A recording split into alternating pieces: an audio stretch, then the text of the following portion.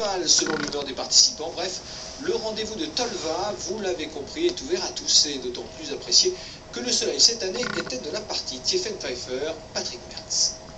On les découvre au détour d'un chemin creux. Ils sont des dizaines, des centaines même, à sillonner les sous-bois alentours. À vélo ou à pied, flâneurs et courageux, chacun à son rythme. La Tolvataise n'est pas une compétition et c'est tout le charme de cette randonnée automnale qui existe depuis 12 ans. C'est de mieux en mieux, les terrains sont bien recherchés, c'est vraiment bien. Je suis satisfait vraiment.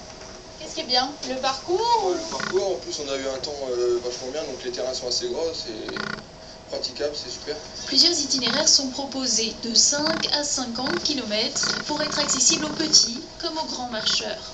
T'es une habituée? Oui, j'adore marcher. Je marchais depuis que j'étais toute petite, toute petite. Oui.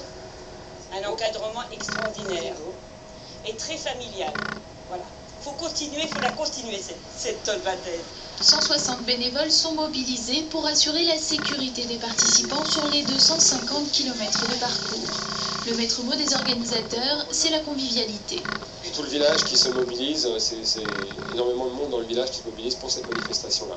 C'est vraiment remarquable maintenant dans la région et c'est qu'un petit village comme le nôtre, on est 1200 habitants qui se mobilisent comme ça pour une manifestation. À l'arrivée, tout est prévu pour accueillir les participants, boueux et parfois fourbus. À l'écart, une soixantaine de chevaux. L'après-midi, ce sont eux qui randonneront. À pied, à cheval ou à vélo, la Tolvataise a réuni près de 3200 participants.